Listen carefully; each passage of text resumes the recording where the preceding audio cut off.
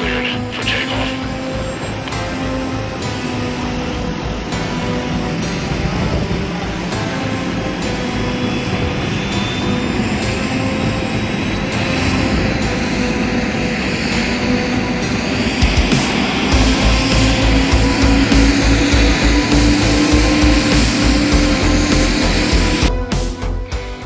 Drone application business. So yeah, to do that, I thought it'd be a little side gig, but it's turned into more than that. So kind of blessed with that. It's a big six prop. Well, my old one's six prop. The new one's bigger than that, but um, it's got a tank and controller, and it's just a drone. You manually fly it from the ground, and it's got nozzles, and you can apply fungicide or spray some herbicide through the air. So we saw them in college a little bit. I went to Mizzou, and in one of my classes, we looked at these spray drones, but at that time, they're so small and not very effective and had a lot of flaws. And I never really thought they'd go anywhere. Got out of college, and 2 years later, I get a Snapchat from a buddy, and he's flying one of these drones. And I was like, dude, that's super cool. And so we made up a time, and I went down and flew with him for the day, I guess, followed him around, see what he was doing. And, from there, I was hooked. I was like, this is going to be the future of agriculture. I think the technology is just so cool. And granted, at that time, so my first drone's a Agris T20. DJI makes it. So T20 is 20 liters. Still a small drone. Typically, you spray it 2 gallons to the acre, so 5 gallon tank. I'm doing, you know, 2.5 acres at a time. But um, yeah, I was thinking it was more niche market, smaller fields, be a little bit more accurate than a plane or a helicopter. But it turned out a couple farmers just didn't really trust the plane and wanted me to do a majority of their acres, and I still squeezed in a lot of small farmers. So did over 3,000 acres last year with the my T20, and yeah, I was tickled with how busy I got and the support I got through it. So what technology is there in a drone? I mean, you talked about the what is it, the T20? I mean, and you did how many acres? I did over 3,000 with it. Um, the technology on it's just crazy, and especially how quick they're advancing. There's a radar on it, and it senses the crop canopy. So as it's going across a field, whatever I set it to, 15 feet above the canopy, it follows that terrain um, over the crop. It's all GPS. So once I plan the mission, it'll fly, slide over 20 feet, come back, and it just does that down through the field. Um, yeah, it's very accurate. Another thing that's good about it is when you watch it, the prop wash is what they call it, is that vortex of air you kind of see on a helicopter that actually shoves the product down into the canopy. So it's putting the product where it needs to be on that flag leaf, that leaf that's connected to the ear corn, and that's really what pushes all the sugars into the cob. Um, yeah, it's just it was really cool when I first saw it, and I was just like, this is I want to do this. So, um, typically you get 45 days of fungicide in the middle of summer, July and early August. Uh, so that's kind of what I fill that time with right there. Wow. So you're talking about this drone puts chemicals on for the fungicide, right? But it does something with the leaves. Is that something? I mean, obviously, what's your competition? The planes, right? I Right. mean, is the plane going to be able to do that to turn that leaf over to get that? Right. So you think about a plane, and it's swooping down on that field. If there's any tree lines or power lines in the way, it's staying above that. And you know, I'm 15 feet above the canopy, and there's some crazy pilots out there that can get down there. But in our chopped up fields here in Missouri, sometimes you can't get down that far. So they're kind of just blanketing the crop, misting over it. And you think about a hot July day, you get evaporation in there. You're just misting the top part of the plant. You're not really getting down to that flag leaf, or not getting that product where it needs to be. A helicopter does pretty good in these areas, but typically these these crop dusters, they come in an area, they get a bulk of the acres, and then they bug out and they move to different areas as the crop production advances through the country. So they kind of keep working their way. So they'll be in the area for a little bit and then bug out.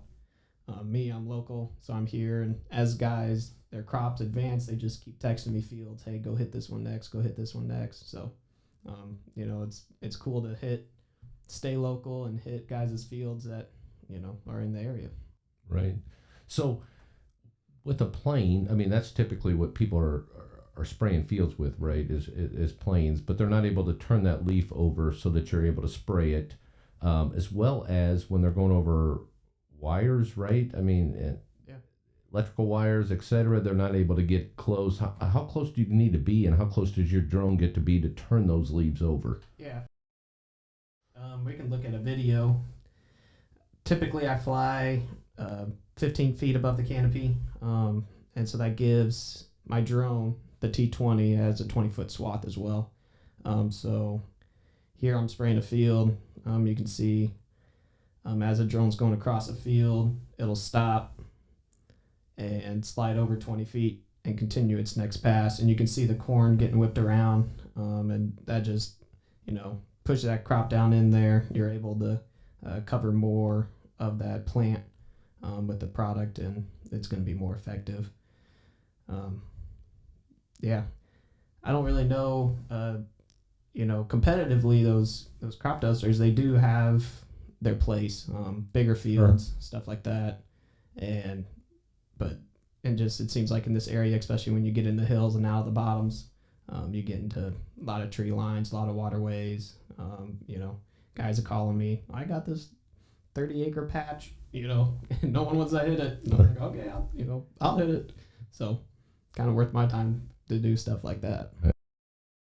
The other thing is with your drone, you're able to do like a GPS and send that to the farmer, right? I mean, that he's able to know that you got the exact field done, not the exact field, but make sure that everything was covered, right? I mean, that's part of it. So after I'm done, I get an applied map, and it shows where that drone was and the acres I covered with that drone.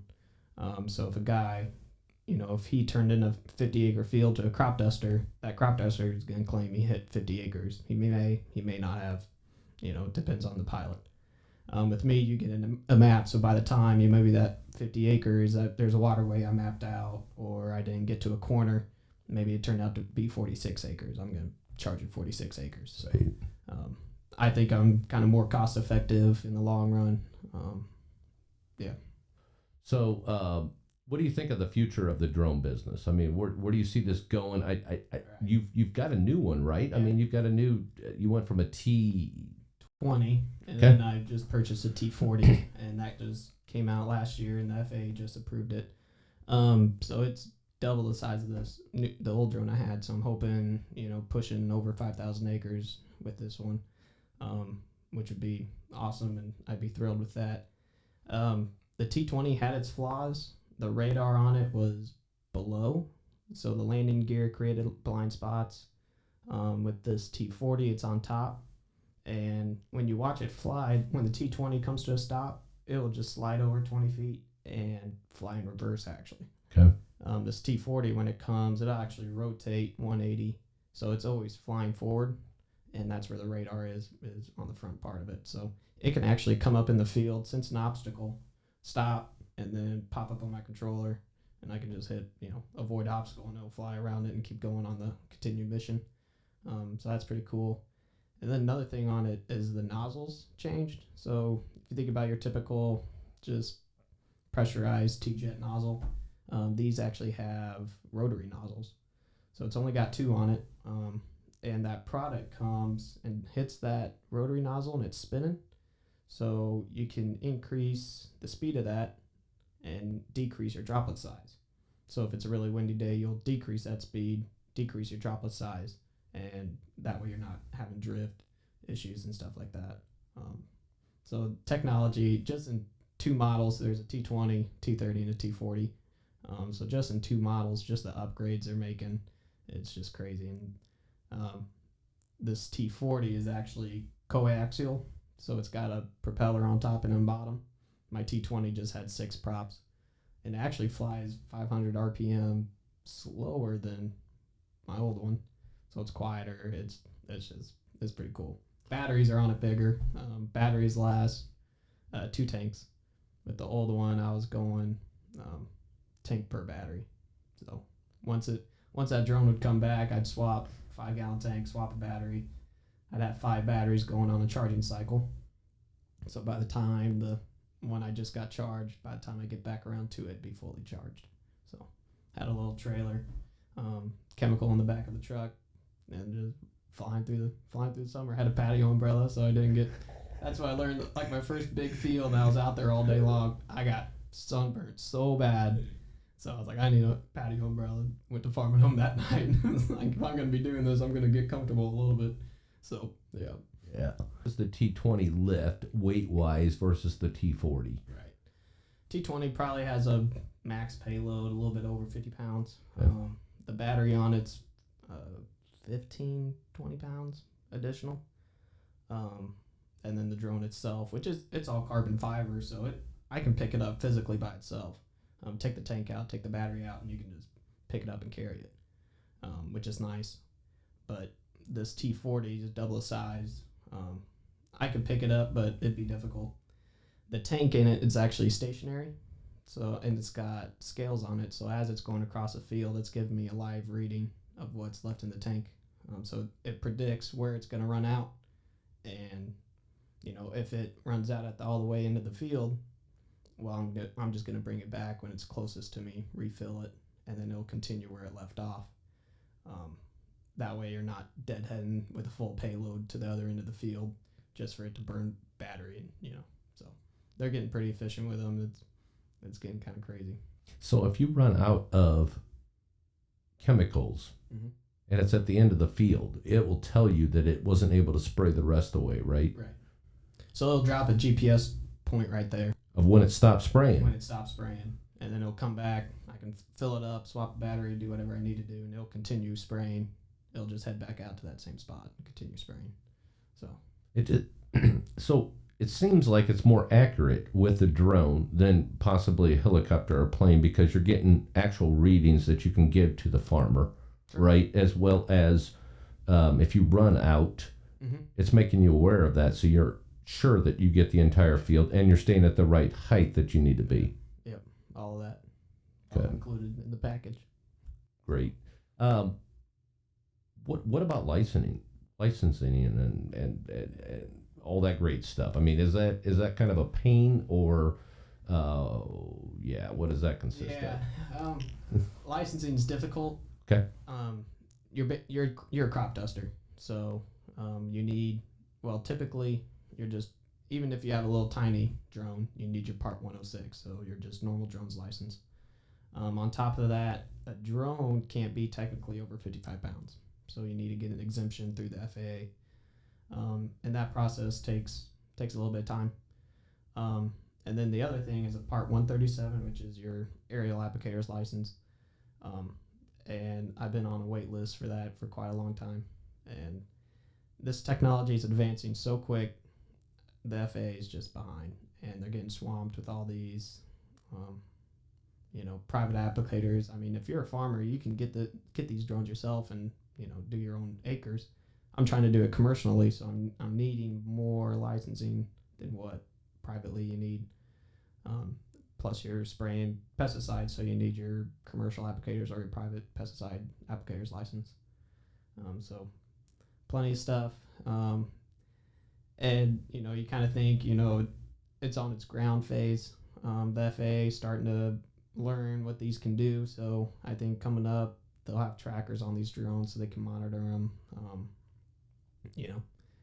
It just takes somebody to hit something and ruin it for everybody else, kind of. But it should be regulated to a point. So sure. I think the technology is just going to change agriculture, and eventually maybe the drones will link up and they'll be able to talk to each other, and so instead of flying one, maybe you're flying multiple, and you're swarming is what they call it. covering more, and drones are talking to each other. It's crazy what they can do. So are you able to do that? Are you able to have two drones in one field? I'm not quite sure, and Okay. honestly, the licensing's still over my head, and I'm still learning about it. Sure. Legally, it's one drone per pilot, so Okay. 1-to-1. 1-to-1. So even if it could communicate with each other, just because of regulations, you're not able to do that. With the T40, what do you think you can do acreage wise in a day? I mean, how many gallons is it? How many acres can you do? So the T20, I was pushing 125 acres about average for a day. Over that's a really good day. If you're under that, you must have had chopped up fields. You're moving a bunch. Something went wrong. With this T40, I'm hoping to be over 200 pretty easily. And so I got a DJI drone. There's a company out of Texas, I believe, called Helios, and they got, I think it's like an 18-gallon drone, and they're claiming you can push over 300 acres with that a day. So these things are just getting massive. It's crazy. But I think what I'm impressed with is the accuracy. Mm-hmm. Not only what they can do per acre, even though they might do less than a plane or a helicopter, they're able to do more accuracy and be more specific to what you're spraying for and where you're at. And yeah, you're more targeted. It's cool because I got a camera on it, so I even, you can spot spray. Some guys do herbicide with them. I haven't really done a whole bunch of herbicide with mine. I just, I wanted to keep my tanks clean for fungicide season. I didn't want to have any cross contamination. I did do a pond. A guy called me up, had lily pads real bad across his pond, and so he's like, I can't reach them with my pump up sprayer from the bank. So I went out there and sprayed Roundup, water safe. I can't remember I think it's called Rodeo, but sprayed the pond, killed it pretty good. So all these lily pads, there's different things you can do with them. You can also, these drones come with granular attachments, so you can swap out the tank and put a spreader attachment on there, do cover crops in season. Some guys, with T40, that's big enough you could spread fertilizer on a small acreage basis. That's just getting crazy what you can do with them. so you can spot spray. So if you see an area in a field that needs it because of fungicide in one particular area or insecticide, whatever it is, right? You're able to spot spray and go over the field and say, this is an area that needs help. And you're able to spray just specifically that area. The neighbor talked to me, and there's shatter cane. He had real shatter cane real bad in one area of his field, and it was just driving him nuts.